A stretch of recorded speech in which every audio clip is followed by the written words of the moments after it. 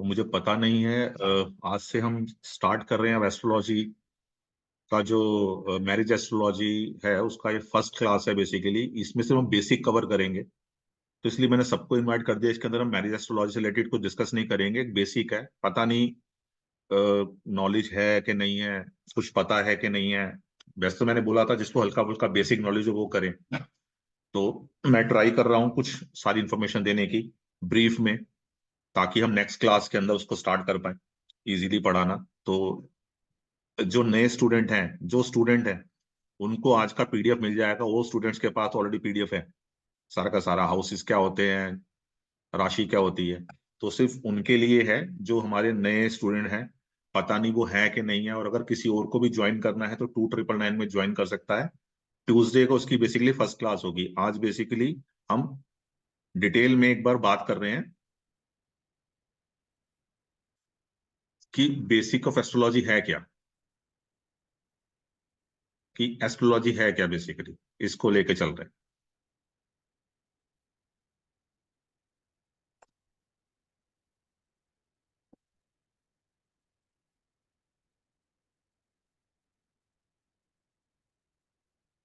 तो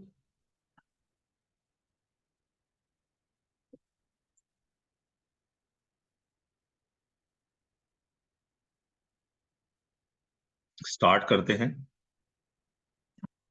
आज से हम जो बेसिक का स्टार्ट कर रहे हैं, बेसिक एस्ट्रोलॉजी के बारे में बताऊंगा थोड़ा सा मैं आपको, कि ताकि किसी को कोई इन्फॉर्मेशन नॉलेज नहीं है या कुछ डाउट है तो वो क्लियर हो जाए। तो वेलकम करता हूं मैं आप सबका बेसिक एस्ट्रोलॉजी की क्लास में। मेरा जो मोटो है, जो भी मैं कोर्सेज कराता हूँ, मेरा मोटो यही है, learn to earn and earn to serve. कि आप सीखो इसलिए कि आपके अंदर कमाने का हो, कि हम अर्न करें इससे, और जब कमाने लग जाओ तो साथ में थोड़ा सा सेवा भाव में भी रखो। ये नहीं कि अगर आपकी फीस आपने 5 से 10 हजार रखी है तो 5 या 10 हजार के रिजिट रहो। किसी को अगर आपको एक का पर्सन ऐसा लगता है कि जो कम पैसे में फ्री में, मैं बिल्कुल बोलता हूँ कभी नहीं करना, जो मर्जी हो जाए, उससे हमारे को उल्टा ही नुकसान होता है। आपकी फीस 5 हजार रुपया तो 500 रुपये में कर दो, 100 रुपये में कर दो। ऐसा मैं करने की कोशिश करता हूँ जो मुझे लगता है कि वाकई में किसी की रिक्वायरमेंट है। तो मैं भी आप सबसे ये रिक्वेस्ट करूंगा, सीखो।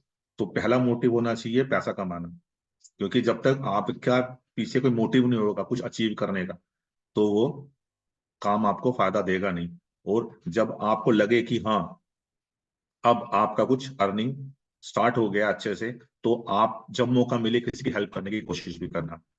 आप सब मुझे जानते ही हैं, मेरा नाम अरविंदरन मंजे है। मैं एक एस्ट्रोलॉजर हूँ, न्यूमरोलॉजिस्ट हूँ। मैं कंसल्टेशन भी देता हूँ और टीचिंग भी करता हूँ। और यूट्यूब चैनल है हमारा एक, अरविंद एस्ट्रो के नाम से, जिसको पता ही होगा मोस्टली सबको। अगर पता है तो इसको प्लीज सब्सक्राइब करिएगा, वीडियोस को लाइक शेयर कीजिएगा, ताकि ज्यादा ज्यादा ज्यादा से ज्यादा लोगों तक ये पहुंचे। ये मेरा व्हाट्सअप नंबर है, ये व्हाट्सअप नंबर है, इस पे आप व्हाट्सअप की कॉल करेंगे तो ये कॉल पिक नहीं होगा। आपको सिर्फ अगर कोई इन्फॉर्मेशन लेनी है, कुछ करना है, आपको इस पे व्हाट्सअप ही करना होगा। कंसल्टेशन के बारे में पता करना है या कोर्सेज के बारे में पता करना है, कुछ भी करना है आपको, आपको यहाँ पर व्हाट्सअप ही करना पड़ेगा। अगर हमारे जो फ्री वेबिनार होते हैं उनको अटेंड करना चाहते हैं तो इसी नंबर के ऊपर आप हमें व्हाट्सअप कर सकते हैं, फ्री वेबिनार लिख के। तो हम आपको हमारे ग्रुप का लिंक भेज देंगे, आप उसको ज्वाइन कर सकते हैं। एस्ट्रोलॉजी की हम बात कर रहे हैं बेसिक। टोटल 12 भाव होते हैं एस्ट्रोलॉजी के अंदर। एक कुंडली है, ये हॉरोस्कोप है, इसको 12 भाव बोलते हैं। हमेशा जो ये पहला होता है, ये जो पहला हाउस होता है, पहला भाव होता है, इसको फर्स्ट हाउस बोलते हैं।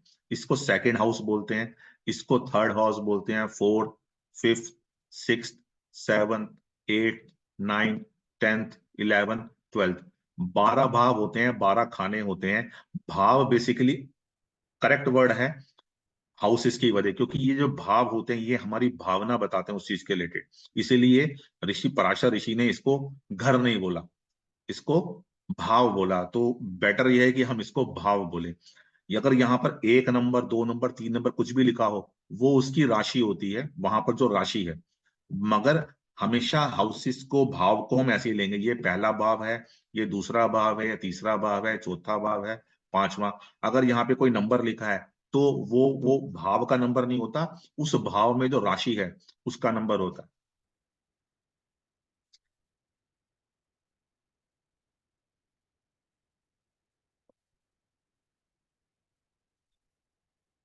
ये जो पहला भाव होता है, ये इसको हम लगन भी बोलते हैं। लगन क्या होता है? ये जो डायरेक्शन होती है, ये ईस्ट होती है, ईस्ट डायरेक्शन होती है ये वाली।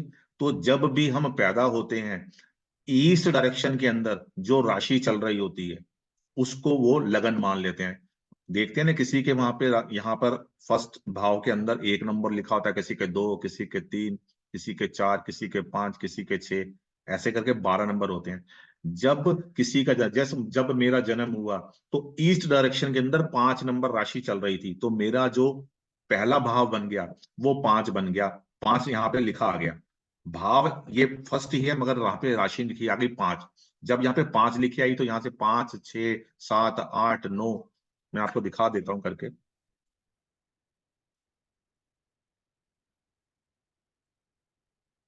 मैं जब पैदा हुआ तो यहाँ पर 5 नंबर राशि चल रही थी, तो यहाँ पर 5 नंबर लिखा आ गया, मगर भाव ये एक ही है।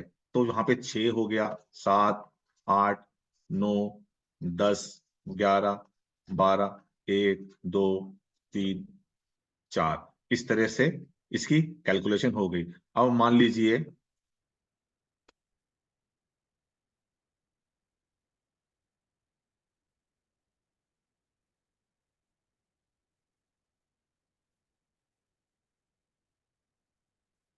आप में से कोई जब पैदा हुआ, जिस समय पैदा हुआ उस समय ईस्ट के अंदर, अगर हम ऊपर आसमान में देखें, जो ईस्ट है, ईस्ट डायरेक्शन के अंदर मान लीजिए 11 नंबर राशि चल रही थी, तो वहां पर 11 आ जाएगा। उस हिसाब से 12, 1, 2, 3, 4, 5, 6, 7, 8, 9, 10, इस तरह से उसको नंबर्स दे दिए जाते हैं। और कुछ नहीं होता है।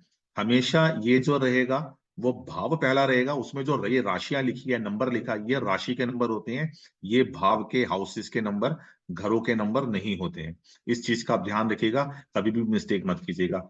जो पहला भाव होता है, उसको हमेशा लगन भाव, लगन कहा जाता है। इसको त्रिकोण और केंद्र हाउस भी कहा जाता है। इसको लगन कहा जाता है, त्रिकोण और केंद्र हाउस भी बोला जाता है। पहला भाव, पहले भाव को, चौथे भाव को, सातवें भाव को, 10वें भाव को केंद्र स्थान बोला जाता है। पहले भाव को, चौथे भाव को, सातवें भाव को, 10वें भाव को केंद्र स्थान बोला जाता है। क्योंकि जो ये वाला भाव है, ये केंद्र और त्रिकोण दोनों ही आता है।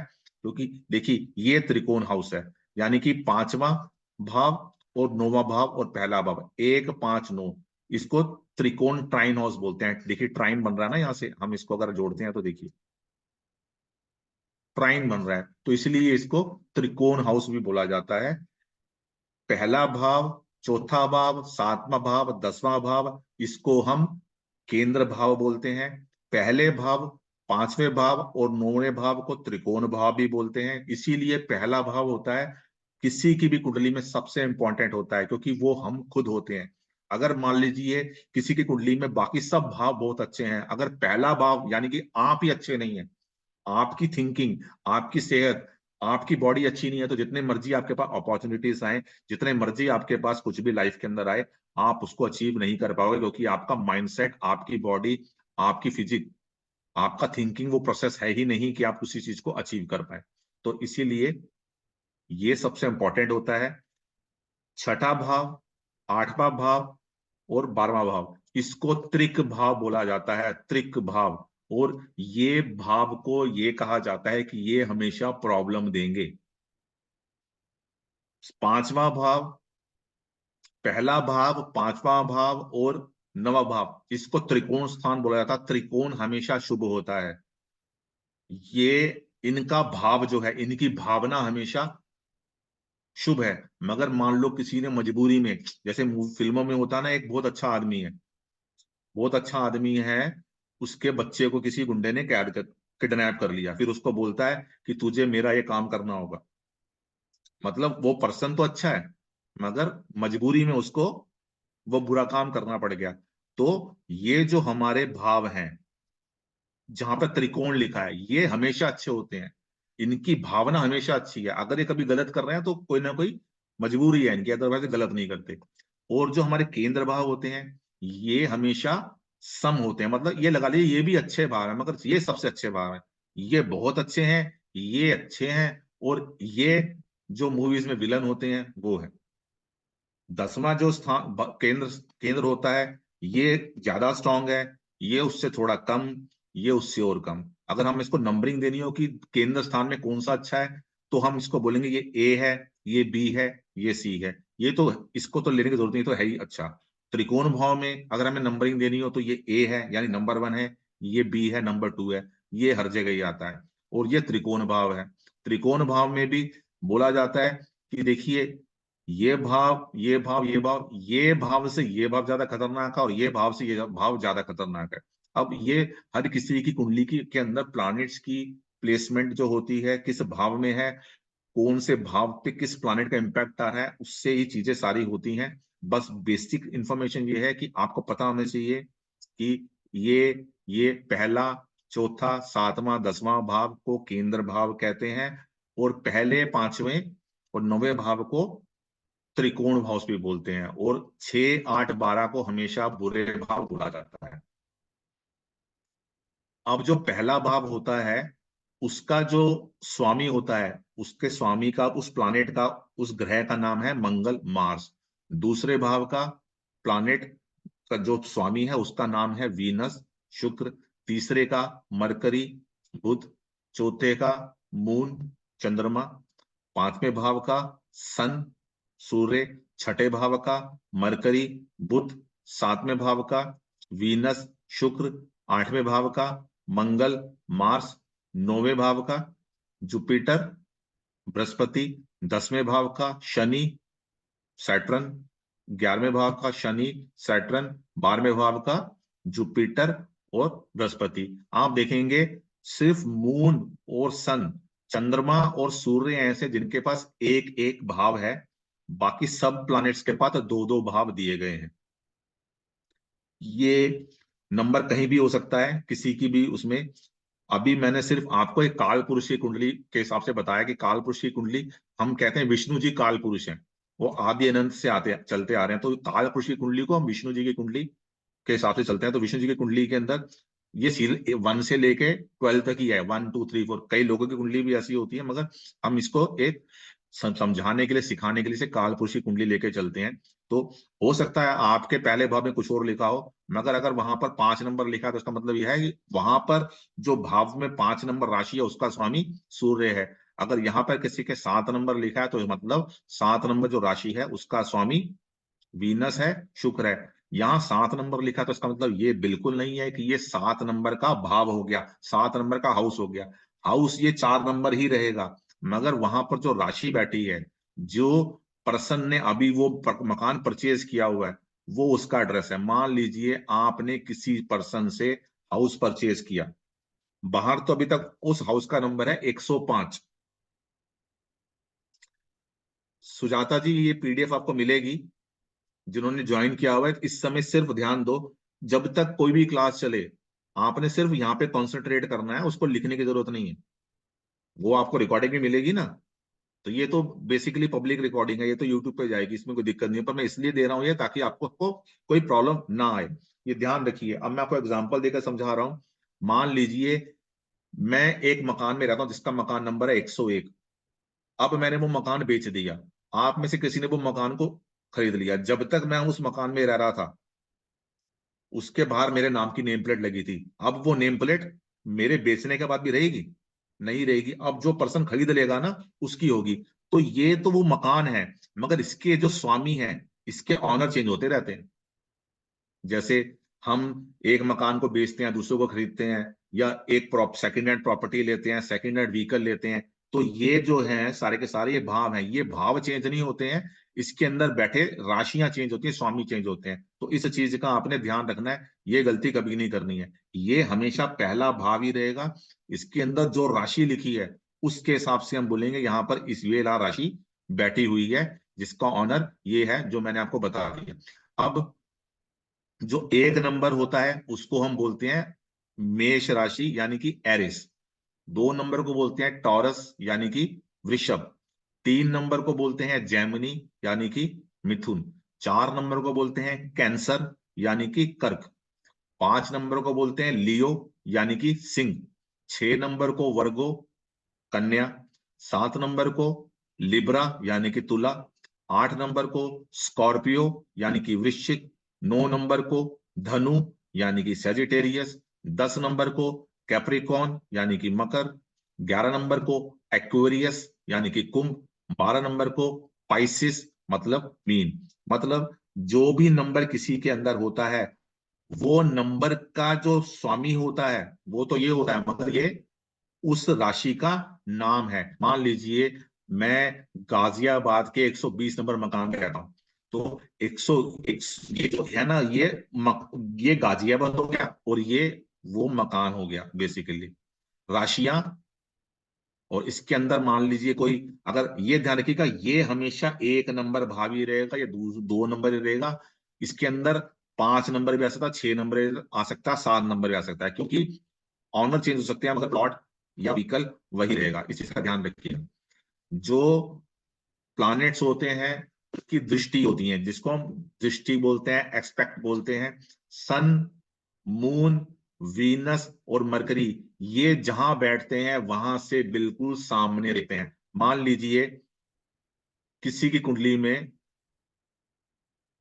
मून यहां बैठा है तो वो 1 2 3 4 5 6 7 यहां देखेगा। किसी की कुंडली में वीनस यहां बैठा है तो 7वें दृष्टि के हिसाब से वीनस कहां दिखेगा, जहां बैठा है वहां से काउंट करेंगे, 1 2 3 4 5 6 7, यानी कि वीनस यहां देख रहा है। किसी की कुंडली के अंदर मान लीजिए मरकरी, बुध यहां बैठा है तो मरकरी की बुध की भी 7वीं दृष्टि होती है, तो 1 2 3 4 5 6 7, यानी कि मरकरी यहां देखेगा। किसी की कुंडली में मान लीजिए सन यहां बैठा है तो सन की भी 7वीं दृष्टि होती है, 1 2 3 4 5 6 7, यानी कि सन जहां बैठेगा वहां से यहां दिखेगा। ये क्लियर है? अगर क्लियर है तो मुझे थम्स अप करके बता दीजिए। क्लियर है ना, इसमें कोई डाउट तो नहीं है? सिंपल है। आगे चलते हैं। मगर सबकी तो साथ साथ है, सभी प्लैनेट की साथ साथ तो है, मगर मार्स, जुपिटर और सैटर्न यानी कि शनिदेव, ये इनको थोड़ी सा स्पेशल रुतबा मिला हुआ है, स्पेशल पोजीशन मिली हुई है। तो इनकी क्या होती है, मार्स जहां से बैठता है वहां से 7वां घर को तो सब देखते हैं, 7वें भाव को तो सब देखते हैं, मगर मार्स चौथे भाव को भी देखता है, 8वें भाव को भी देखता है। जुपिटर 5वें भाव को भी देखता है, 9वें भाव को भी देखता है। शनि तीसरे भाव को भी देखता है और 10वें भाव को भी देखता है। राहु केतु कई एस्ट्रोलॉजर उनकी दृष्टि लेते हैं, कई कई एस्ट्रोलॉजर उनकी दृष्टि नहीं लेते हैं। कई एस्ट्रोलॉजर सिर्फ मैरिज, लव मैरिज या मैरिज के अंदर इनकी दृष्टि लेते हैं, कई एस्ट्रोलॉजर नहीं लेते हैं। तो मैंने दृष्टि जो लेते हैं वो 5 7 9 लेते हैं, वो लिख दी है। अब आप अगर अपने एक्सपीरियंस में देखेंगे तो आपको लगेगा मुझे कहीं जगह तो इनकी दृष्टि काम करती दिखती है, कहीं जगह नहीं दिखती है। जो इंडिया के बहुत बड़े बड़े कुछ एस्ट्रोलॉजर हैं वो इनकी दृष्टि को काउंट नहीं करते, क्योंकि पराशरी ऋषि ने इनकी दृष्टि को काउंट नहीं किया है। मगर कई लोग प्रैक्टिकली कर रहे हैं। मगर मैक्सिमम जो पुराने ज्योतिष जो हमारे एस्ट्रोलॉजर देखोगे जो अच्छे हैं, जो काफी रिनोन्ड है, जिनका काफी नाम है मार्केट में, वो इनकी दृष्टि नहीं लेते हैं। इसको मैं आप एग्जाम्पल से समझाने की कोशिश करता हूं। मान लीजिए किसी की कुंडली में यहां पर शनिदेव बैठे हैं, ठीक है जी। अब शनिदेव यहां पे बैठे हैं तो शनिदेव की मैंने दृष्टि कौन सी बताई है आपको, 3, यहां बैठ के 1 2 3, एक तो यहां देखेंगे, उसके बाद 1 2 3 4 5 6 7, एक वो यहां पे देखेंगे, उसके बाद 1 2 3 4 5 6 7 8 9 10, शनि देव जहां भी बैठेंगे वहां से उनको जो तीसरा भाव काउंट होगा, तीसरा हाउस उसको देखेंगे, सातवां हाउस उसको देखेंगे और 10वां हाउस उसको देखेंगे। क्लैरिटी है इसके अंदर। उसके बाद हम लेते हैं,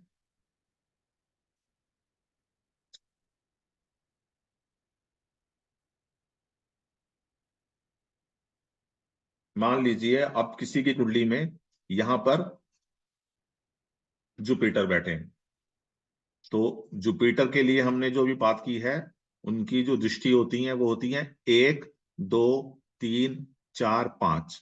एक तो जहां बैठेंगे वहां से 5 भी देखेंगे, 1 2 3 4 5 6 7। जहां बैठेंगे वहां से 7वीं दृष्टि से भी देखेंगे, 1 2 3 4 5 6 7 8 9। यहां भी देखेंगे। शनिदेव जहां से बैठ रहे हैं तीसरी, 7वीं दृष्टि, 10वीं दृष्टि डाल रहे हैं। बृहस्पति देव जहां पे बैठ रहे हैं वहां से 5वीं, 7वीं, 9वीं दृष्टि डाल रहे हैं। उसके बाद हमने बात की है, एक स्पेशल दृष्टि और होती है। वो किसकी होती है? वो होती है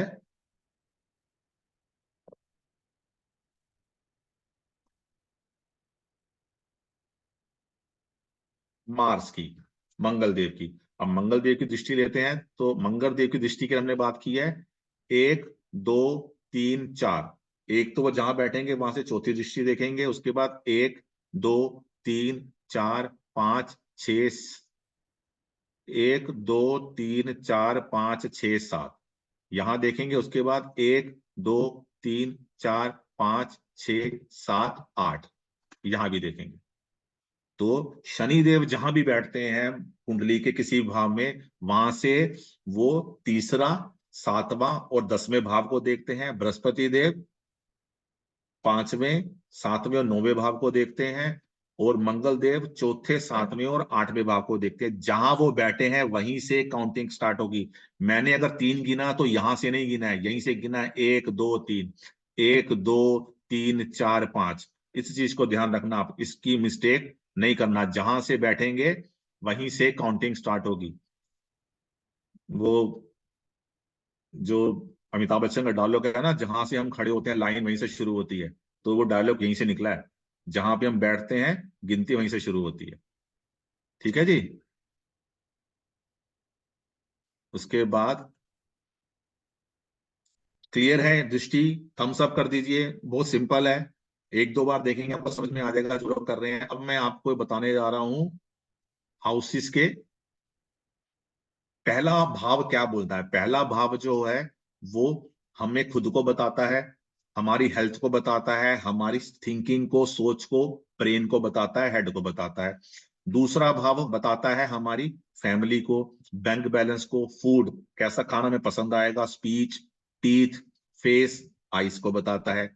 तीसरा भाव बताता है हमारे एफर्ट्स को, करेज को, शॉर्ट ट्रेवल को, हैंड को, शोल्डर को, नेक को, गोल मतलब हमारे गोल क्या होंगे, हम किस तरफ अट्रैक्ट होंगे, किस तरफ हम जाएंगे, हमारे यंगर सिबलिंग्स को, हमारे छोटे भाई बहन को, हमारे नेबर्स को, हमारी हॉबी को, हमें क्या शौक होगा, आईटी, डॉक्यूमेंटेशन, इसको तीसरा भाव दिखाता है।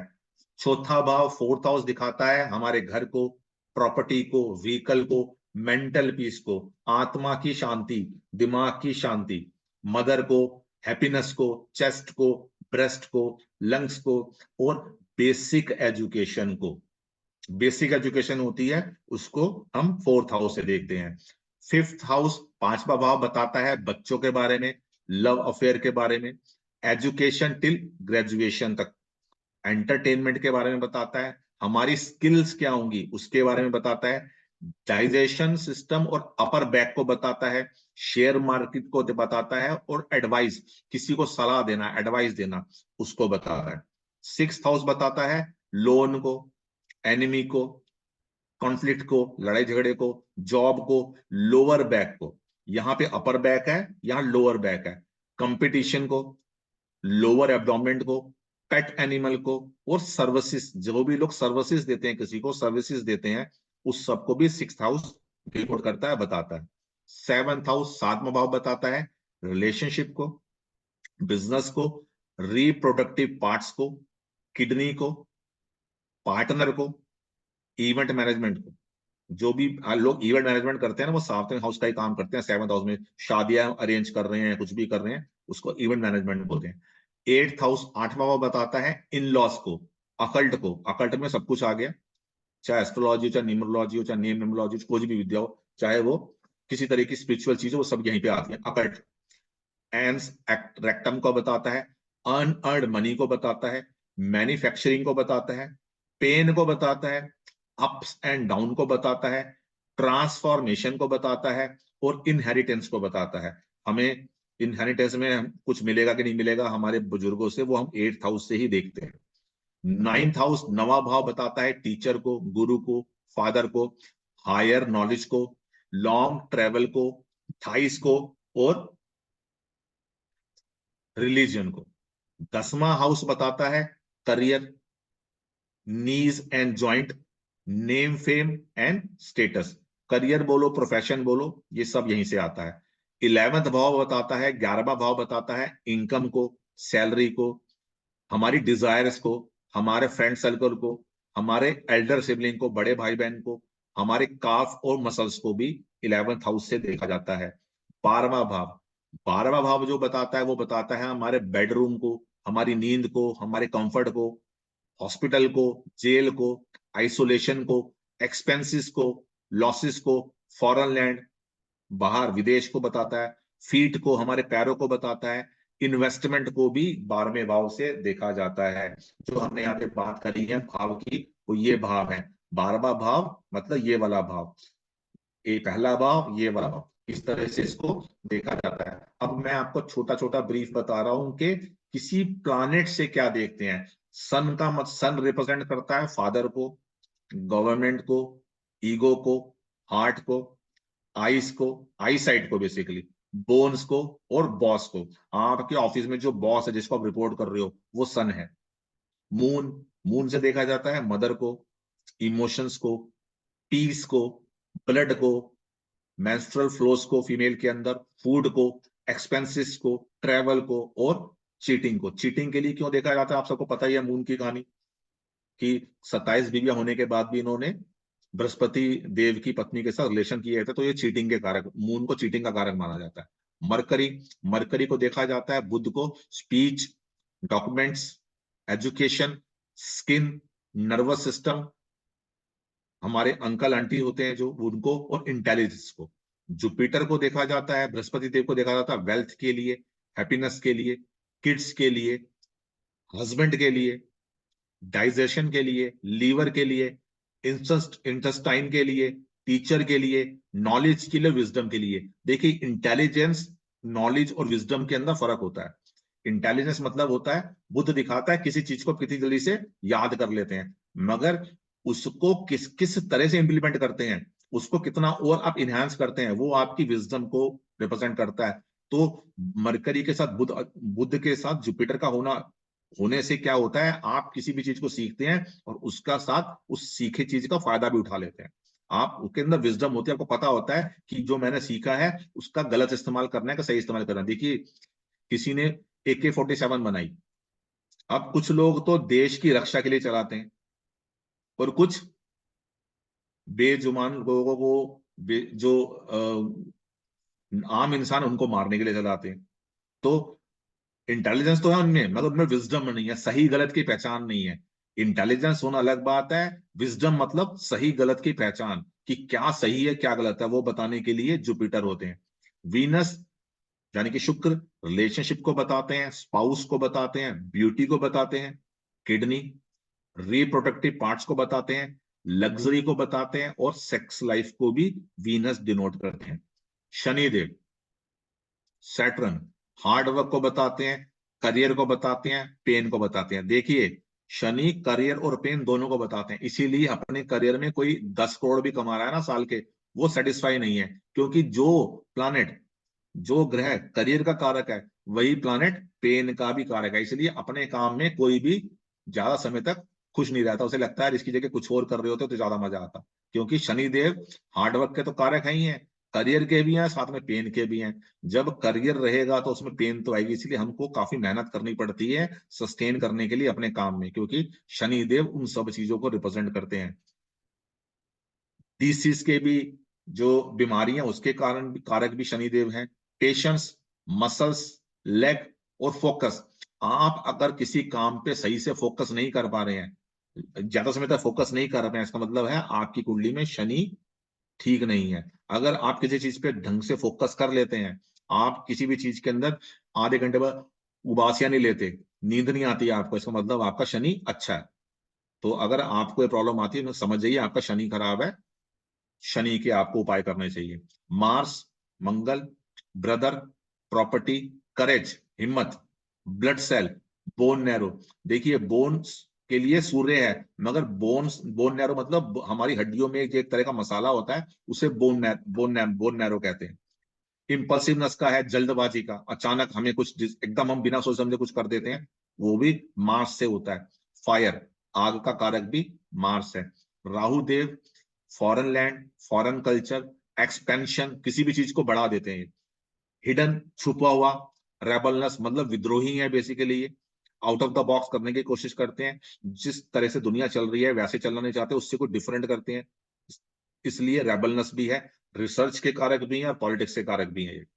केतु, केतु स्पिरिचुअलिटी के कारक हैं, मोक्ष के कारक हैं, अकल्ट के कारक हैं, मिस्टेक्स के कारक हैं। हम जो गलतियां करते हैं वो मिस्टेक्स हैं, हमारी पास लाइफ के कारक केतु हैं। रिसर्च के कारक ये भी हैं, और डिटैचमेंट के, हमारा बड़ी जल्दी किसी चीज से दिल भर जाए, उसके भी चीज के कारक केतु ही है। उसके बाद मैं आपको राशियां बता रहा हूँ। राशियां बेसिकली कुछ नहीं है, जो हाउसेस हैं। अगर मैं अब 4 नंबर हाउस बोलूं तो जो 4 नंबर राशि है वही वो बोलती है, जो 1 नंबर हाउस बोलता हूँ वही 1 नंबर राशि बोलती है, मगर फिर भी मैंने एलोबरेट कर दिया है आपके लिए, अच्छा रहेगा, इजी रहेगा। जो एरिस राशि है यानी कि 1 नंबर राशि है, उस वो aggression, passion, impulsiveness, suddenness, insecure, new beginning, focus, brain, head, initiator, किसी भी चीज को बड़ी जल्दी इनिशिएट करते हैं, सोचते कम है करते ज्यादा है। इनके लिए इन्होंने कुछ डिसाइड कर लिया तो इमीडिएट कर देते हैं। टॉरस, यानी कि ये जो टॉरस है ये साइन रिप्रेजेंट करता है वैल्यू को, वेल्थ को, स्पीच को, टॉक को, फेस को, आईज को, टीथ को। देखिए सेकंड हाउस में भी हमने यही पढ़ा था, family, bank balance, food, speech, teeth, face, eyes, वही जो 2 नंबर राशि है वो भी वही बोल रही है। जेमिनी, 3 नंबर राशि, शॉर्ट ट्रेवल को, एफर्ट्स को, डिप्लोमेसी को, शोल्डर को, नेक को, कम्युनिकेशन को, राइटिंग को। 4 नंबर कैंसर, इमोशंस को, पीस को, प्रॉपर्टी को, मदर को, अनप्रडिक्टेबल चीजों को, चीटिंग को, चेस्ट को, लंग्स को।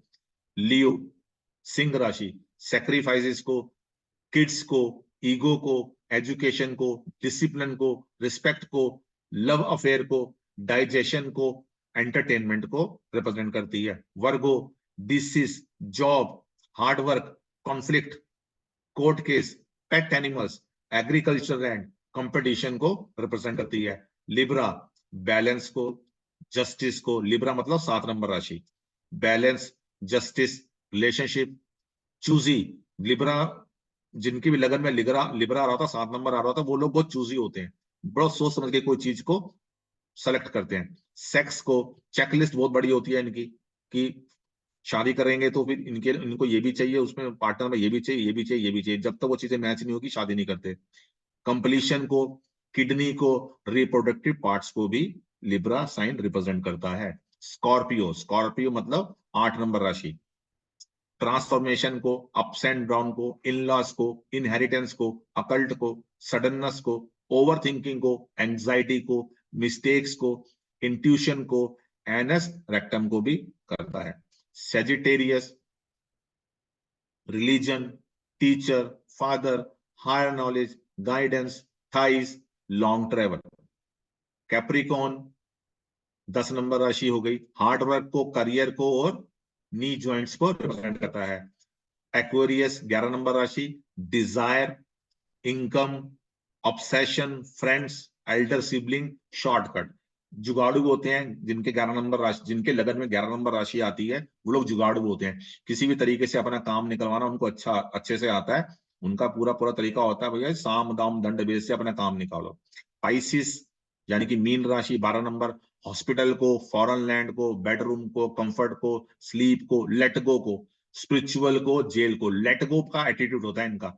जब इनको लगता है कोई चीज इनसे नहीं हो रही तो ज्यादा अपना दिमाग खराब नहीं करते, ईश्वर के ऊपर भरोसा करते हैं, और उनको लगता है कि ईश्वर हमारी उस समय मदद जरूर कर देगा। अब मैंने आपको बाकी सब चीजें बताई हैं, उसके बाद मैं आपको वो बता दूं, दिग्बली, हर प्लानेट जो होता है ना वो किसी एक भाव में बैठ के ना उसको डायरेक्शनल स्ट्रेंथ आ जाती है, वहां पर वो ज्यादा स्ट्रांग हो जाता है। जुपिटर और मरकरी जब फर्स्ट भाव में होते हैं तो वो दिग्बली होते हैं। मैं लिख के दिखा देता हूं आपको, ज्यादा आसान से आएगा।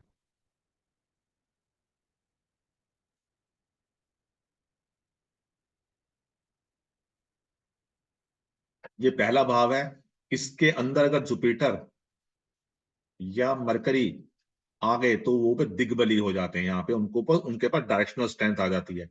4 नंबर के अंदर मून या वीनस, इन दोनों में से कोई आ गया तो यहाँ पर दिग्बल हो जाते हैं। 10 नंबर के अंदर सन और मार्स, और 7 नंबर के अंदर शनिदेव। 1 2 3 4 5 6 7, 7 प्लानिट हो गए। ये प्लानेट अगर इस भाव में आके बैठ जाएं तो ये दिग्बली हो जाते हैं 7वें भाव के अंदर। और जब ये इससे उल्टे चले जाएं, मान लीजिए मून या वीनस यहां आ गए,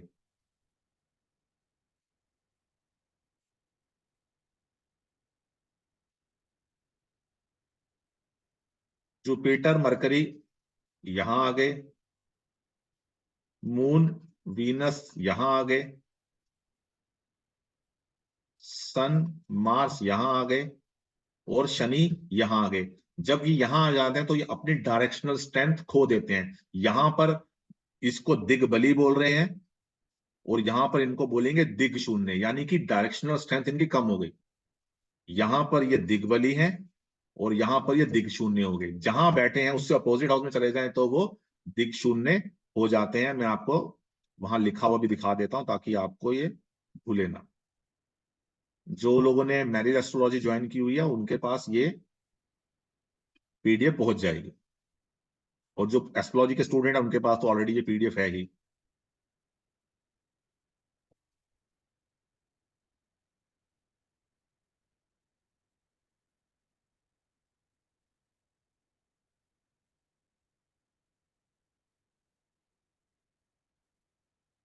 देखिए, जुपिटर मरकरी फर्स्ट भाव में, सन मार्स 10वें भाव में, शनि 7वें भाव में, और मून एंड वीनस फोर्थ भाव में।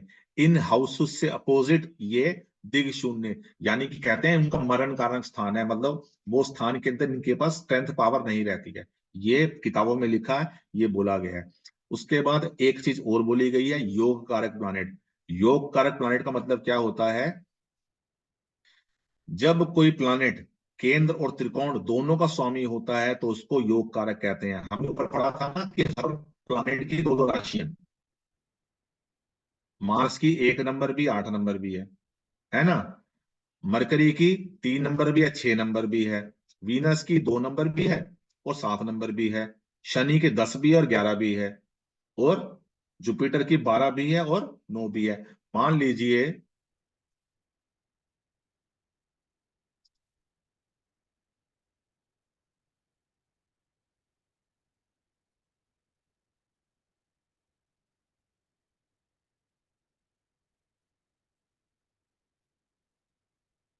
शनि देव की एक राशि तो आ गई त्रिकोण हाउस में, और एक आ गई केंद्र हाउस में, तो यानी यहां पर शनि क्या हो जाएंगे? यानी कि अगर टॉरस लगन हो तो उसके अंदर शनि क्या हो जाएंगे? योग कारक हो जाएंगे, मतलब कि उनका काम इस कुंडली के लिए अच्छा करना ही होगा। मान लीजिए यहां पर 5 नंबर, मान लीजिए यहां पर 5 नंबर है, 5 नंबर यहाँ पे, तो 5 6 7 8 9 10 11 12 1। अब देखिए 8 नंबर यहां पर आ गया, 1 नंबर यहां पे आ गया। 8 नंबर और 1 नंबर राशि दोनों किसकी होती हैं? मंगल देव की।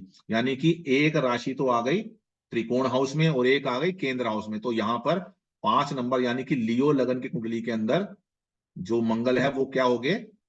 योग कारक हो गए।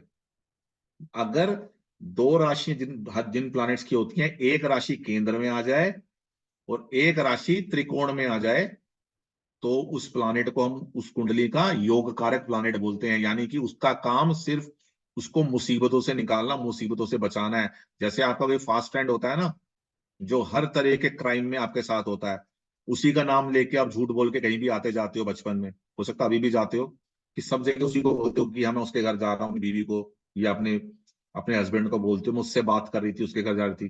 तो ये योग कारक बन जाता है, इसका काम हमेशा आपको हेल्प करना, मत करना ही है।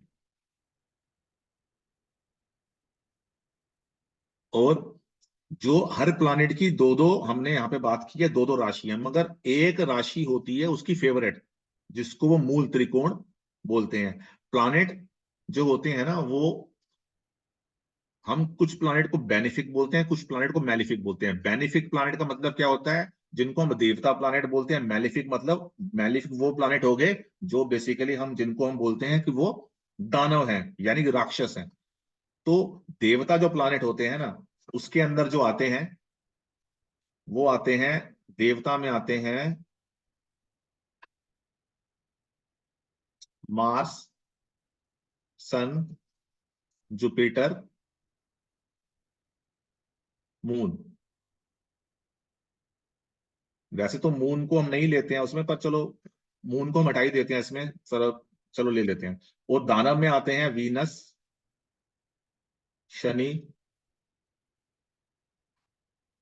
मरकरी, राहु, केतु।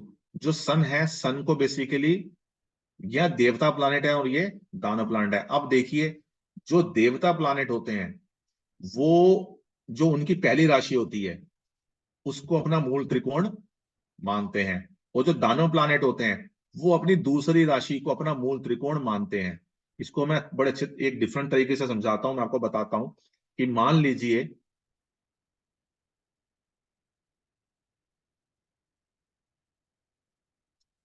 एक पर्सन है जो अपनी बीवी से बहुत प्यार करता है, बहुत ज्यादा प्यार करता है, बहुत ज्यादा कमिटेड है उसकी तरफ, यानी कि सज्जन आदमी है, देवता आदमी है। किसको कहते हैं देवता आदमी है, तो देवता आदमी, सज्जन आदमी है। फिर भी उसका कहीं अफेयर हो गया, वो सज्जन आदमी है, देवता आदमी है, फिर भी उसका कहीं अफेयर हो गया। अब वो उस अफेयर को दुनिया के सामने तो लाएगा नहीं, छुपा के रखेगा।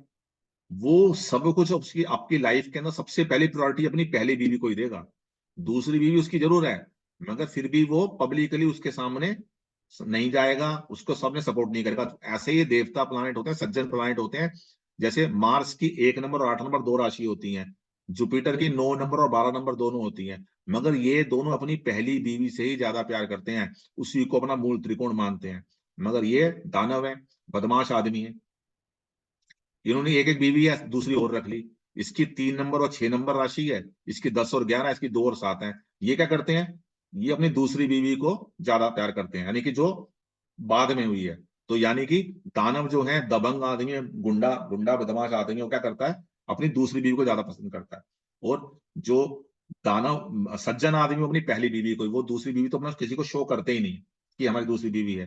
क्या कहा जाता है कि आपके प्लानेट जिसकी कुंडली में मार्स 1 नंबर और 8 नंबर राशि है, जुपिटर की 9 नंबर 12 नंबर राशि है, ज्यादा फल वो अपनी मूल त्रिकोण राशि के देते हैं, यानी कि ये उनकी फेवरेट है, ये इनकी फेवरेट है। मरकरी का 3 नंबर 6 नंबर राशि दोनों होती है, मगर उसकी फेवरेट राशि 6 नंबर है, यानी कि उसकी फेवरेट बीवी या उसका फेवरेट हाउस। आप ये कह सकते हो कि मार्स का एक के दो मकान है, एक 8 नंबर मकान है, 1 नंबर मकान है, उसको सबसे ज्यादा पसंद उसका 1 नंबर मकान आता है।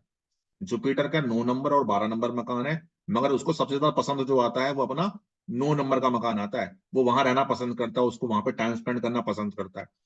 मरकरी, उसका 6 नंबर और 3 नंबर मकान नंबर है, यानी कि 6 नंबर 3 नंबर राशि है, मगर उसको जो पसंद आता है ज्यादा, रहना जहां वो इंजॉय करता है, वो उसका 6 नंबर है। सेम शनि के साथ है, 10 और 11 में से 11 ज्यादा पसंद आता है, और वीनस को 2 और 7 में से 7 ज्यादा पसंद आता है। तो इन राशियों को हम मूल त्रिकोण राशि उन प्लैनेट्स की बोलते हैं। तो इसको समझाना चाहता था मैं, मुझे उम्मीद है आपको समझ में आ गया होगा। उसके बाद ये मैंने प्लानेट लिखे हैं, ये मैंने लिखा है कि इस राशि के अंदर ये एक्सॉल्टेड होते हैं। वो मूल त्रिकोण थी उसकी बात नहीं कर रहा, एक्सॉल्टेड कर रहा हूं यहाँ पे। ये एक्सॉल्टेड होते हैं या डेबिलिटेशन में होते हैं। सन अगर एक नंबर राशि में बैठ जाए, सन अगर एक नंबर राशि में बैठ जाए तो कहते हैं कि वो एक्सॉल्टेड है, यानी उच्च का है। क्या कहते हैं उसको? उच्च का। ये एक नंबर राशि है और ये 7 नंबर है। 7 नंबर राशि में बैठ जाए तो बोलते हैं वो नीच का हो गया, डेबिलिटेटेड हो गया। मून अगर 2 नंबर राशि में बैठ जाए तो वो उच्च का, और 8 नंबर में बैठ जाए तो नीच का। मरकरी अगर 6 नंबर में बैठ जाए तो उच्च का। 12 नंबर राशि में, ये हाउसेस नहीं बोल रहा मैं, राशि बोल रहा हूं। 12 नंबर राशि में बैठ जाए तो नीच का।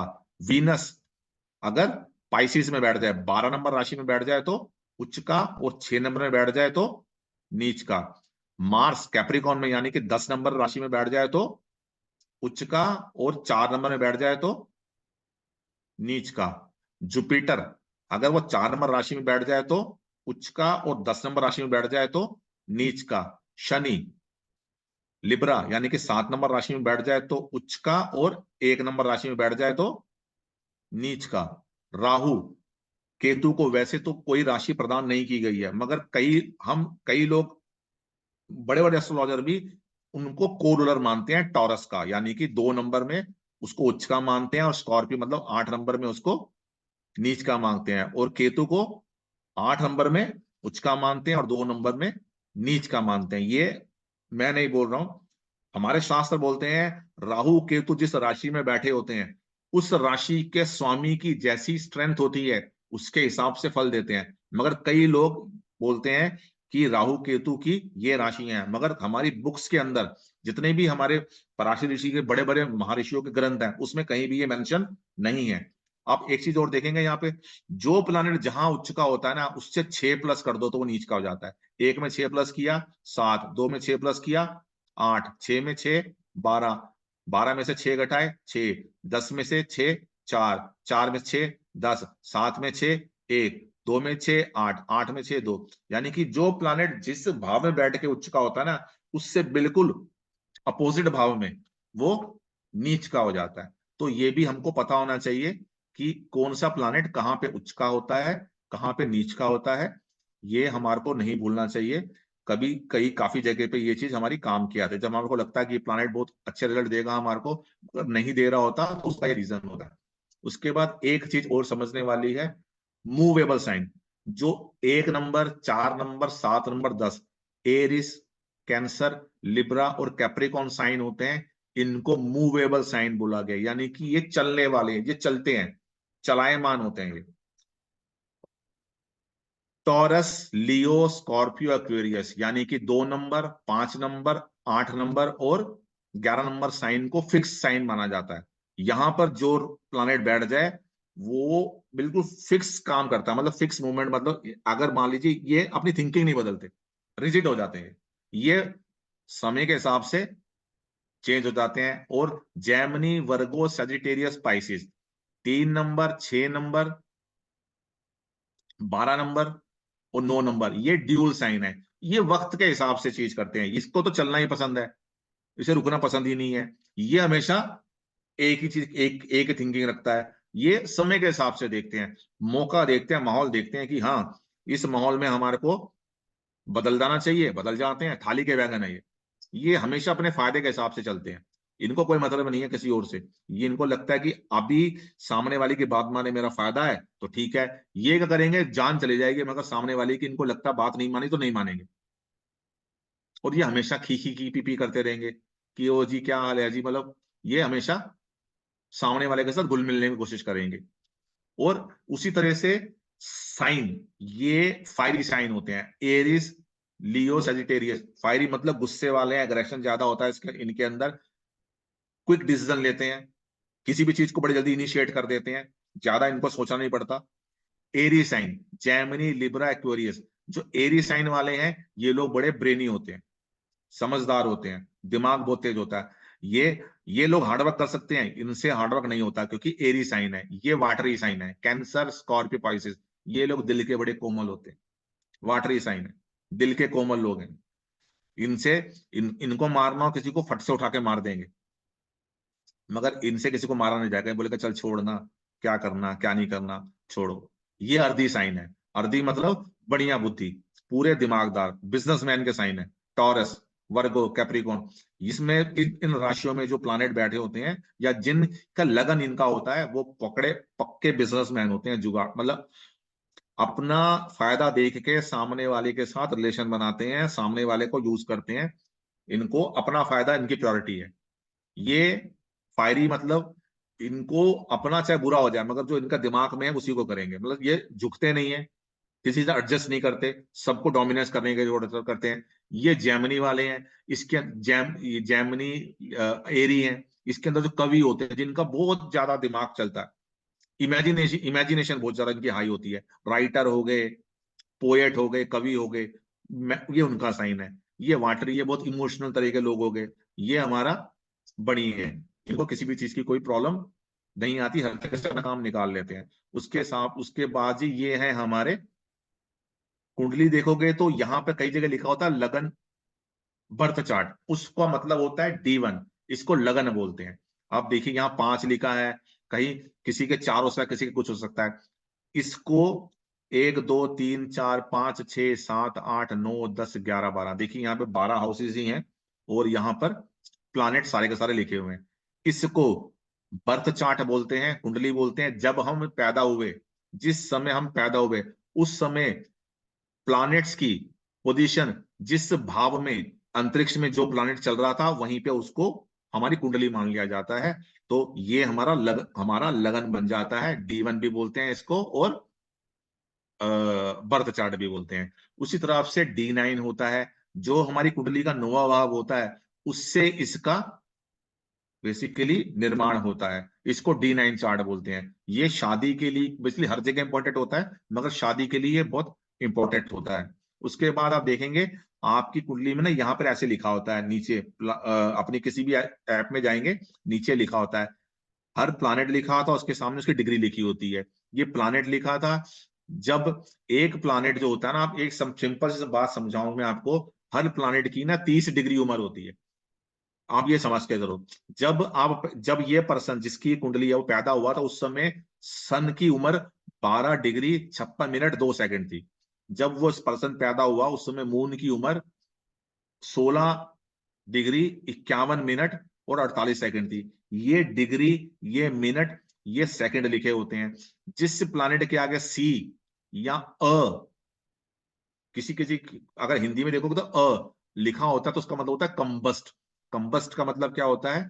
जब कोई प्लानेट अंतरिक्ष में सूर्य के नजदीक चला जाता है कम से कम 5 डिग्री, तो उसको अस्त मान लिया जाता है। क्योंकि सूरज का इतनी प्रकाश, इतनी रोशनी है, तो उसको अस्त मान लिया जाता है।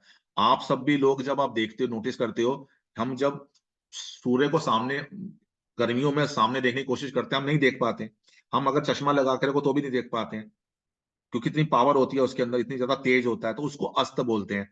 अगर आप कुंडली में देखते हो कि किसी, जैसे देखो यहाँ पे शनि के आगे आर लिखा है, तो यहाँ पे भी देखो आर लिखा है। आर लिखा हो सकता है किसी किसी सॉफ्टवेयर में, किसी किसी सॉफ्टवेयर में स्टार बना हो सकता है यहाँ पर, किसी किसी स्टार में वहां पे व लिखा हो सकता है। इसका मतलब होता है रेट्रोगेट। रेट्रोगेट का मतलब होता है कि इस जिस समय आप पैदा हुए हो, जिस समय वो जातक पैदा हुआ है, उस समय उस प्लानेट का ऐसा मोशन था, इस तरह से चल रहा था, जिसको ऐसे लग रहा था कि वो पीछे आ रहा है। कोई प्लानेट कभी पीछे नहीं आता है। सारे प्लानेट्स की जो वो चलने की पोजीशन होती है वो ऐसे ही होती है, ऐसे चलते हैं वो, यूं ही चलते हैं। मगर दो प्लानेट हैं, ये देखिए क्लॉकवाइज चलते हैं, मगर दो प्लानेट हैं राहु केतु, एंटी क्लॉकवाइज चलते हैं, वो ऐसे घूमते हैं, वो ऐसे घूमते हैं। मगर बाकी जो प्लानेट हैं, शनि राहु केतु को छोड़ दो, वो ऐसे चलते हैं। तो ये बोला जाता है जिस प्लानेट के आगे आर लिखा हो, वक्रीय लिखा हो, कि जब वो कोई पर्सन पैदा हुआ, प्लानेट तो चल ऐसे ही रहा था वो वाला, मगर वो फिर भी उस समय ऐसा फील हुआ कि वो रेट्रोगेट है, तो उसको रेट्रोगेट या वक्री बोला जाता है। या तो सी लिखा होगा अस्त कंबस्ट के लिए, या लिखा होगा। और रेट्रो या फिर ना यू का साइन बनाया होता है कई जगह पे, मैं आपको बस दिखाता हूं कैसे। किसी किसी के अंदर है ना रेड, यहाँ पे ऐसे यू ऐसे साउंड बनाता है डाउन का, इसका मतलब होता है वो अस्त हो गया। और आर के लिए या तो आर लिखा होता है या व लिखा होता है, या फिर उस प्लानेट के ऊपर यहाँ पर एक स्टार बना दिया होता है उन्होंने, कोई भी तरीके से इस तरह से बताया जाता है, तो उसका मतलब होता है रेट्रोग्रेड है। रेट्रोग्रेड का मतलब क्या होता है, जो रेट्रोग्रेड प्लैनेट है उसको उससे पीछे वाले भाव में भी लेना है। अब शनि यहाँ पे भी बैठ के अपनी 3 दृष्टियां लगाएगा और यहाँ बैठ के भी 3 दृष्टि लगाएगा, उसका मतलब ये हो जाता है, मतलब रेट्रोग्रेड प्लैनेट को जहां वो बैठा उससे पीछे वाले भाव में भी काउंट करेंगे। यहाँ जहां वो बैठा है वहां के वो 60% रिजल्ट देता है, और जहां वो पीछे लेके जाएंगे वहां के वो 40% रिजल्ट देता है, 40%। इसको रेट्रोग्रेड बोला जाता है। क्लियर है जी ये भी? सुजाता जी क्लियर है? मुझे पता है आप लोगों को पता होगा, क्योंकि मैंने बोला था कि वही लोग ज्वाइन करें इनको बेसिक नहीं आता है, बेसिक आता है, मगर फिर भी मैं एक तरह से बता रहा हूं कि मान लो कोई ऐसा ना रह जाए जिसको ना आता हो, तो मैं आपको ये वाली बात बता रहा हूँ। ये एज पर पराशरी ऋषि कौन से प्लानेट के कौन से दोस्त हैं, कौन से दुश्मन हैं, और किन के साथ वो ठीक ठीक है, सामने मुंह पे पड़ गए तो हाय हेलो कर लेते हैं। सन के जो दोस्त हैं वो मून है, मार्स है, जुपिटर है। वीनस, शनि, राहु, केतु इनके शत्रु हैं। मरकरी के साथ सन का व्यवहार सम है। मून के लिए सन मरकरी फ्रेंड है, राहु केतु दुश्मन है, मार्स जुपिटर वीनस सैटर्न ये न्यूट्रल है। मार्स के लिए फ्रेंड में सन है, मून है, जुपिटर है, केतु है। एनिमीज में मरकरी है और राहु है। न्यूट्रल के अंदर वीनस है और शनिदेव है। मरकरी के लिए फ्रेंड्स सन और वीनस है, एनिमी मून है, और बाकी सारे प्लैनेट न्यूट्रल है। जुपिटर के फ्रेंड के अंदर सन मून मार्स राहु सारे के सारे फ्रेंड हैं। एनिमी मरकरी और वीनस है, न्यूट्रल शनि और केतु है। वीनस के लिए मरकरी शनि राहु केतु फ्रेंड है, सन मून दुश्मन है, मार्स जुपिटर न्यूट्रल है। शनि देव के लिए मरकरी वीनस राहु फ्रेंड है, enemy Sun Moon Mars Ketu है, और न्यूट्रल जुपिटर है। राहु देव के लिए जुपिटर वीनस शनिदेव ये फ्रेंड है। सन मून मार्स केतु ये उनके शत्रु हैं। न्यूट्रल प्लैनेट के अंदर मरकरी आता है। केतु के लिए मार्स वीनस फ्रेंड है, Sun Moon Shani Rahu enemy है, और जुपिटर और मरकरी इनके शत्रु हैं। जब आप कोई भी कुंडली देखते हैं, एक तो आपके लिए इंपॉर्टेंट कुंडली होती है D1 बर्थ चार्ट, जिसको लगन भी बोलते हैं, लगन कुंडली बोलते हैं। उसके बाद D9 की कुंडली आपके लिए इंपॉर्टेंट, जिसको नवमांशा भी बोलते हैं, नवमांशा या लिखा नवमांशा लिखा हुआ है, इंपॉर्टेंट है। उसके बाद इंपॉर्टेंट होता है आपके प्लानेट की डिग्री, और वो देखना कि वो कंबस या रेट्रोग्रेड है कि नहीं है। उसके बाद देखिए, एक पर्सन शादी करना चाहता है, तो ये जो प्लानेट है ना यहाँ पर, ये कुंडली बताएगी कि उसकी शादी टाइम पे होगी कि नहीं होगी, उसकी शादी होगी कि नहीं होगी। उसकी शादी होगी तो उसका जीवन सुखी होगा, या उसकी लाइफ में प्रॉब्लम होगी, अप्स एंड डाउन होंगे। तो ये सब चीजें यहाँ बताती, जो भी ये कुंडली बता रही है, जिस भी चीज का प्रॉमिस कर रहा है, वो चीज होगी कब? वो समय आने पे होगी। अब बुजुर्ग बोलते हैं ना, समय आने पे सब कुछ हो जाता है। वो समय क्या होता है? वो समय होता है ये दशा, जिसको हमारे पराशरी ज्योतिषी के अंदर इसको विमशोत्तरी दशा बोला जाता है। क्या बोला जाता है? विमशोत्तरी। यहाँ पर अभी जिस पर्सन की कुंडली है उसके उसके अंदर मून में राहु, मून में जुपिटर, मून में शनि, ये दशा होती है, ये अंतरदशा होती है। जो पहले लिखी होती है वो दशा होती है, उसके बाद जो लिखी होती है वो अंतरदशा होती है। तो इसके अंदर वो ये जो कहते हैं ना समय आए आने पर सब हो जाएगा, तो ये वो समय होता है जब वो चीज होती है। ये प्रॉमिस बताता है किसी भी चीज का, और ये जो दशा होती है ये बताती है कब होगा। ये प्रॉमिस बताएगा, ये दशा वो कब होगी। और जो लास्ट में वाला आता है वो होता है गोचर। गोचर का मतलब क्या होता है? ये पर्सन जब पैदा हुआ उस समय शनि यहां पे चल रहा था 5 नंबर में, 10 नंबर में राहु, बृहस्पति, मरकरी और मार्स सारे चल रहे थे, 11 नंबर में सन और मून चल रहा था, 12 नंबर में वीनस चल रहा था, और 4 नंबर में केतु चल रहा था। मगर आज की डेट में कौन सा प्लानेट कहाँ है वो भी देखना जरूरी है। आज की डेट में कौन सा प्लानेट कहाँ है उसको बोला जाता है गोचर, यानी कि ट्रांजिट। कुंडली प्रॉमिस बताती है, दशा बताती है कि समय आ गया, और गोचर उस घटना को करवाता है। ये कुंडली प्रॉमिस दे रही है एक्सीडेंट होने का, दशा बताएगी किस समय होगा, और गोचर या ट्रांजिट उस समय उसको करवा देगा, एक्सीडेंट को करवा देगा। ये कुंडली प्रॉमिस कर रही है शादी का, दशा बताती है अब होगी शादी, इस साल होगी शादी, और जब ये गोचर आता है तो वो दिन आ जाती है कि शहनाई बज जाती है। ये कुंडली दिखा रही है कि इस पर्सन को संतान होनी चाहिए, इसके जीवन में संतान का सुख है, तो दशा बताएगी कब वो संतान उसकी की प्राप्ति होगी, और ये उसको एक्टिव करा देगी कि हाँ संतान हो गई। ये कुंडली बता रही है कि इस पर्सन के गाड़ी चोरी होने के चांसेस हैं, इसकी कुंडली में इसकी कार चोरी होने का प्रॉमिस है, वो कार कब चोरी होगी ये समय बताएगा, और जब ये ट्रांजिट गोचर आएगा वो कारी चोरी हो जाएगी। मतलब कोई भी घटना हमारे जीवन की अच्छी या बुरी हो, वो ये बताता है चार्ट। उसके बाद ये वो समय हो जाता है जिस समय वो होने वाला है, मगर उस घटना को जो फाइनल चीजें करवाता है, एक्टिवेट कराता है, वो क्या होता है, गोचर। मैं आपको गोचर का एग्जांपल भी एक यहां पे बता देता हूं, देखिए।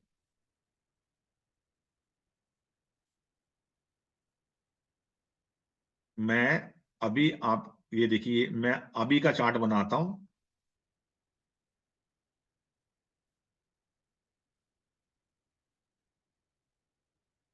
ट्रांजिट लिखा हुआ है, आज क्या डेट है, आज डेट है 9/3/2000।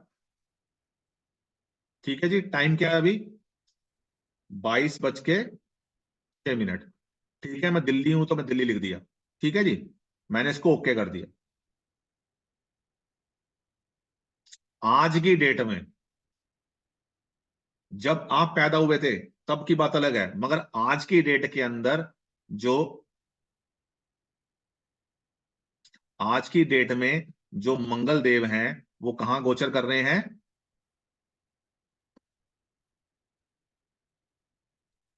10 नंबर राशि में।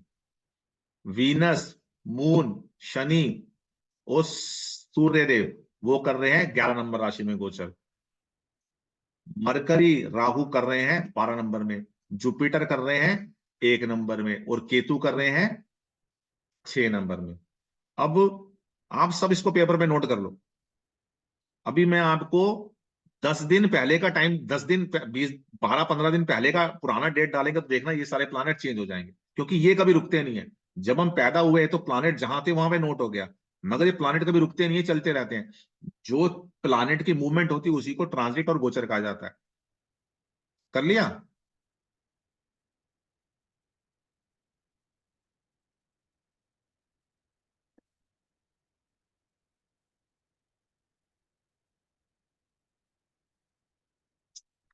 करूँ चेंज। अब देखिए, यहां पे हमने 9 मार्च डाली थी ना, अब मैं क्या करता हूं इसको 9 फरवरी, 9 फरवरी 2024 कर दिया। अब देखो अपने आप, देखो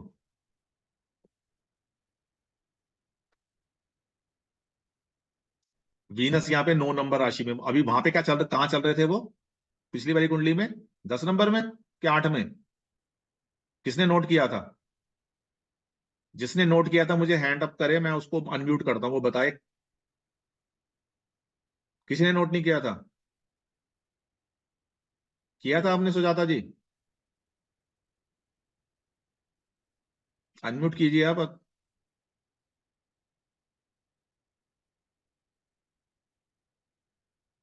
सर, वीनस 11 में थे। 11 में थे, चेंज हो गए यहाँ पे। हाँ। और आ, मार्स, मरकरी, मून, सन किस में थे, वो यहाँ पे थे, 10 नंबर में जो है वो वहां पे थे। 11 नंबर में थे ना, नोट नहीं किया आपने। सर, नताशा जी आप बताइए, नोट किया था आपने? हाँ जी सर। सर मार्स ना 10 नंबर में थे। ठीक है जी, अब वो कहाँ पे हैं? अभी भी 10 अभी नंबर में ही है। अभी भी 10 में ही है। मरकरी? मर मरकरी 12 नंबर। 12 नंबर में थे, अभी किस में है? 10 नंबर में है। हम्म। और मून और सन? मून 11 में। मून 11 में थे, अब 10 में है। और सन? सन सन का मैंने ध्यान नहीं दिया, sorry. So I think so 11 में ही थे 4 प्लैनेट्स। ठीक है, चलो मैं अभी ये वाला नोट करो। अब हम हम्म। 1 महीने के बाद की डेट डालेंगे। हम्म। कर लिया है नोट? 9 नंबर में वीनस को रखो, 10 नंबर में मार्स मरकरी मून सन रखो। ये तो बड़ा लंबा चलते हैं, इनको रखने की जरूरत नहीं है। Venus Mars Mercury Moon Sun को रखो। ठीक है जी, अब मैं यहां पर दोबारा इसकी डेट चेंज कर रहा हूं। अब मैं इसको कर रहा हूं 9 अप्रैल 2024। ये देखिए, मून 1 नंबर में आ गया, मार्स 11 नंबर में चला गया, वीनस सन मरकरी 12 नंबर में चले गए। अब देखिए वीनस यहां पे रेट्रोग्रेड हो गया। वीनस का आर लिखा आ गया ना? देख रहे हैं वीनस का आर लिखा आ गया, तो रेट्रोग्रेड हो गया। तो इसको कहते हैं ट्रांजिट। फिर मैं आपको वहीं लेके जाता हूं।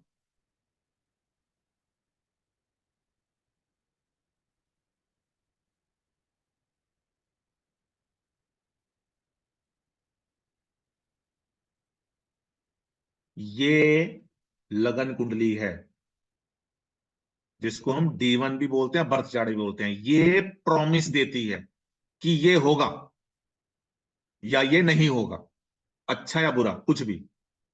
ये दशा है, ये बताती है इस समय होगा, इस साल होगा, इस महीने होगा, उस साल उस महीने में कब होगा, ये बताता है गोचर। गोचर का मतलब क्या होता है? उस दिन उस टाइम पे प्लानेट की पोजीशन अंतरिक्ष में कौन से भाव में है, कौन सी राशि में है, उसको हम गोचर बोलते हैं, उसको हम ट्रांजिट बोलते हैं। ये प्रॉमिस बताता है, ये समय निर्धारित करता है, फिर ये वो घटना घटित करवाता है। इसको गोचर बोलते हैं। ठीक है जी, आया समझ? समझ आया जी? ये सिर्फ मैंने बेसिक क्लियर करने के लिए, बेसिक समझाने के लिए करा है, आपको बताने के लिए करा है कि जो भी लोग हमारा मैरिज एस्ट्रोलॉजी कर रहे हैं उनको बेसिक क्लियर हो जाए। और मुझे नहीं पता आता है कि नहीं आता, मगर मैंने फिर भी बेसिक बेसिक चीज बता दी। मैंने प्लानेट बता दिए, प्लानेट से क्या देखा जाता है। मैंने राशि बता दी, हाउसेस बता दिए, उच्च नीच बता दी, दिग्बल बता दिया, दिग्बली कहाँ, दिग शून्य का, मैं सारा का सारा बता दिया। अब हमारी जो नेक्स्ट क्लास होगी उसके अंदर हम इसको इम्प्लीमेंट करना शुरू करेंगे, क्योंकि रिटर्न वर्क यही था। अब के बाद मैथ्स के फार्मूला लगेंगे कि ये प्लानेट यहाँ पे है, वो प्लानेट वहां पे है, तो ये होगा नहीं होगा। तो ये चीज आपकी क्लियर हो जानी चाहिए। ये वीडियो यूट्यूब पे डाल दूंगा मैं कल, क्योंकि ये पब्लिक है, प्राइवेट नहीं है। प्राइवेट मतलब पेड वाले होते हैं, तो प्राइवेट वाले तो आपको मिलेंगे जो प्राइवेट वाले हैं। पब्लिक में मैंने डाल दिया, इसको डाल दूंगा, इसको कल कर दूंगा 12 बजे तक। और आपके ग्रुप में शेयर भी कर दूंगा, एस्ट्रोलॉजी वाले में, दोनों में। बाकी लोगों को तो नहीं मिलेगा, एस्ट्रोलॉजी वालों को मिल जाएगा। एस्ट्रोलॉजी वाले ग्रुप के अंदर पीडीएफ दे दूंगा मैं। जिन लोगों ने मैरिज एस्ट्रोलॉजी ज्वाइन किया है उनके लिए पीडीएफ मिल जाएगा। तो आपको पता लग जाएगा। अगर मैं आपको जो चीज सिखाऊंगा, अगर आपने उसको ढंग से सीख लिया, देखिए मैंने आपको 15-15 10-10 12-12 चीजें समझाऊंगा, अगर आपने ढंग से लगा ली तो 95% तक एक्यूरेसी होगी आपकी ये बताने की शादी होगी कि नहीं होगी, शादी में प्रॉब्लम होगी कि नहीं होगी। मैं तो आपके बलून में, गुब्बारे में हवा भरूंगा। अब आपके ऊपर डिपेंड है कि कितना ऊंचा जाओगे। प्रैक्टिस करोगे तो हो जाएगा। जिन लोगों की शादी नहीं हुई है उनके चार्ट लेके बैठना, जिनकी शादी में प्रॉब्लम आ रही है उनके चार्ट लेना। मैं जो जो बताऊंगा ना, हर क्लास में 2 या 3 दिन, 2 दिन का गैप होगा। 2 दिन का गैप होगा क्लास के अंदर, हफ्ते में 2 क्लास। उसके बाद मैं एक क्लास और एक्स्ट्रा दूंगा 1 हफ्ते के बाद, कि जो भी मैंने को सिखाया वो कुंडलियों पे लगा के देख लो, कुछ नहीं लग रहा तो मुझे बता दो। 80% तक एक्यूरेसी आएगी आपकी, ढंग से कर लिया तो आपको, नहीं आएगी तो 0% भी आएगी, कुछ नहीं समझ में आया तो।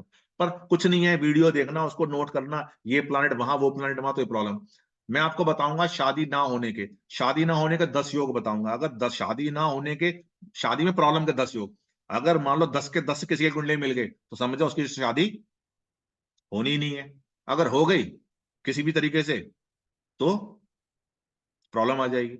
जितने कम योग होंगे उतने टाइम से शादी होगी। तो मैं आपको शादी के लेट के कितने योग होते हैं, डाइवोर्स के क्या योग होते हैं, लव मैरिज के क्या योग होते हैं, कब प्रॉब्लम आनी है, कौन सी दशा ऐसी होती है, पता लगता है कि इस दशा में प्रॉब्लम हो सकती है, आपस में लड़ाई झगड़ा हो सकता है, किस समय में डाइवोर्स हो सकता है।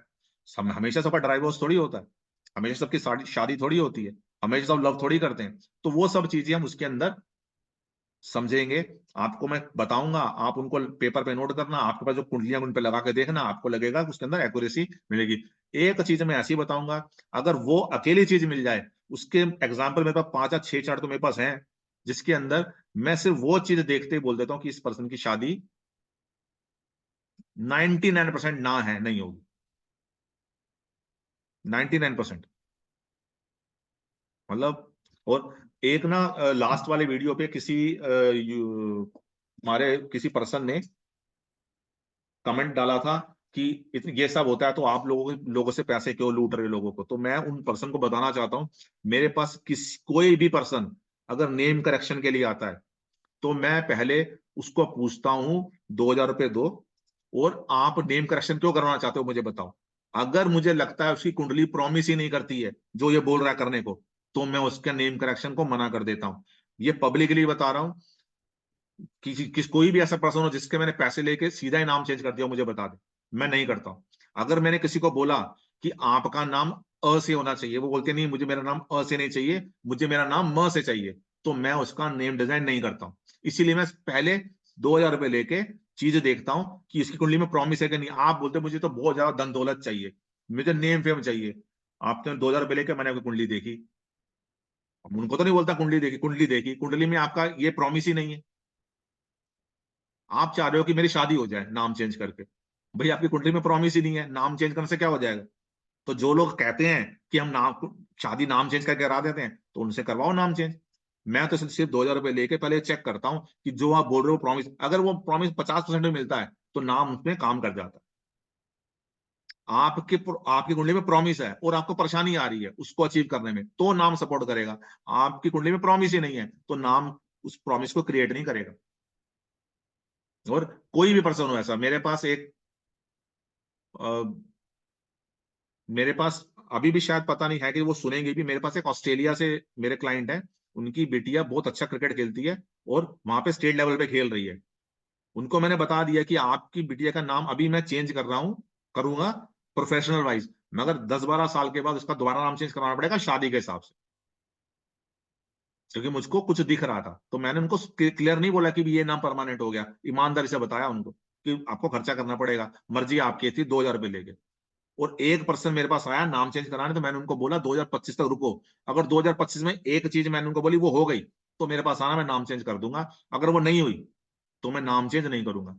मेरे पास कितने लोग आते हैं मोबाइल नंबर चेंज करवाने, कितने मैसेज आते हैं, मैं सबके, मुझे लगता है जिसको रिक्वायरमेंट है, जिसके अंदर मोबाइल नंबर चेंज करके कुछ होगा, उसका ही नाम चेंज करता हूं। मैं आंख बंद करके लोगों का पैसा नहीं मारता हूं। तो जो पर्सन ऐसे बोल रहा था, वो उसके लिए ये चीज है, कहीं भी किसी को दिखता है तो वो मुझको कमेंट कर सकता है इसके ऊपर, जब यूट्यूब पे जाएगा कि हाँ आपने मुझसे पैसे लेके आंख बंद करके नाम चेंज किया। मैं क्लियर बताता हूँ कि आप जिस चीज का नाम चेंज कर रहे हो वो प्रॉमिस नहीं है इसके अंदर, वो प्रॉमिस नहीं है, वो प्रॉमिस नहीं है, फिर भी आप नाम चेंज कर रहे हो तो मैं तो कर देता हूँ। इसलिए मैं क्लियर कट से क्लैरिटी से बताता हूँ, आपकी कुंडली कोई चीज का प्रॉमिस नहीं कर रही है तो नाम से कुछ नहीं होगा। तो सिर्फ ये जो मैंने बात बोली है एक पर्सन के लिए बोली जिसने लिखा था काफी कि आप पैसे लूटते हो, मैं पैसे नहीं लूटता हूं। मैं किसी के, कोई एक पर्सन ऐसा बताओ जिसको मैंने किसी भी कोर्स के लिए उसने मुझसे इंक्वायरी करी हो, मैंने उसको फॉलो किया हो, एक बार भी मैसेज करके पूछा हो आपका कोर्स ज्वाइन करना है कि नहीं करना, जैसे बाकी लोग करते हैं। एक पर्सन बताओ, यही हाथ खड़ा करके बता दो। अगर किसी ने मुझे बोला मैं आपको न्यूमरोलॉजी के साथ न्यूमरोलॉजी करना चाहूंगा, मैं कभी भी उसको फोन करके मैसेज करके नहीं बोलूंगा आप दूसरा कोर्स ज्वाइन करने के लिए बोला करोगे कि नहीं करोगे, वो उसकी उसकी चॉइस है। मेरी चीज ये क्लैरिटी है, नेक्स्ट बैच जो ज्वाइन करोगे जो फीस होगी उसी में करना पड़ेगा, पिछली फीस से बात नहीं होनी। तो सिर्फ ये जो मैं किसी की क्लैरिटी क्लियर करने के लिए बोल रहा हूँ, किसी ने मुझे बोला था तो मैं उसके लिए बोल रहा हूँ कि ऐसा नहीं करते। इसलिए मैं बोलता हूँ कि आपको तीनों विद्या आनी चाहिए।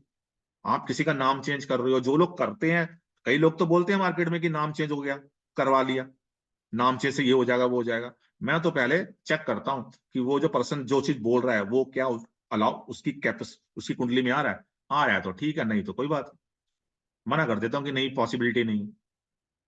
किसी की मुझे सेहत प्रॉब्लम लगती है तो उसकी सेहत के हिसाब से नाम दे देते हैं, ये चीज तो हम कर सकते हैं कि सेहत थोड़ी ठीक हो जाए।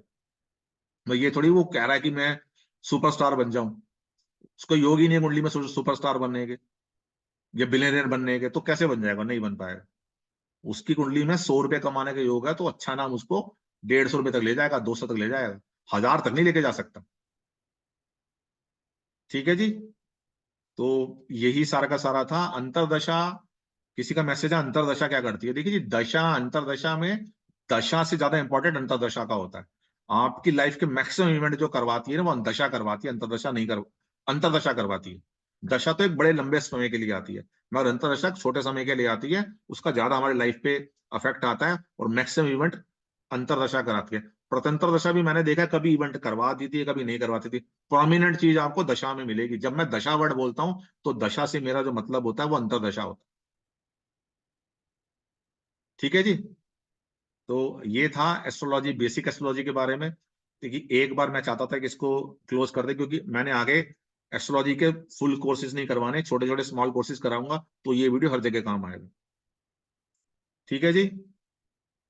एंजॉय कीजिए अपना संडे, खुश रहिए, मेहनत कीजिए, पढ़ाई कीजिए, एंजॉय कीजिए, अपने परिवार वालों के साथ समय बिताइए और दवाई भी खाइए। कई लोग मुझे बीमार भी दिख रहे हैं यहाँ पे, बीमारी हटाइए। ठीक है, बीमारी से हटिए। जो बीमार है, मैंने शायद 30 या 31 तारीख को बता दिया था पिछले साल कि ये लोग बीमार हो सकते हैं इस साल, और वही वही लोग बीमार हो रहे हैं। तो सेहत का ध्यान दो अपने, और साथ में रेमेडी भी बता दी थी, रेमेडी करना शुरू कर दो। ये साल में उन लोगों को प्रॉब्लम आएगी, वो रेमेडी कर लेंगे तो अच्छा रहेगा।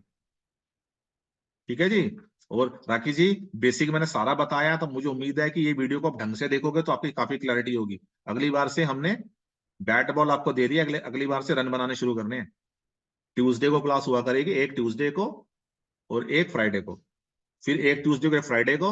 उसके बाद मैं गैप दूंगा, जितने भी लोगों की आप कुंडलियां जानते हो उनमें शादी वाली चीजें लगाइएगा, फिर मुझे बताइएगा यहाँ पे प्रॉब्लम आ रही है, यहाँ नहीं प्रॉब्लम, फिर उनको लाइव यहाँ पे करके दिखाएंगे आपको। ठीक है, चाहे एक दो क्लास और दो, अगर एक लगे दो लगे कोई बात नहीं।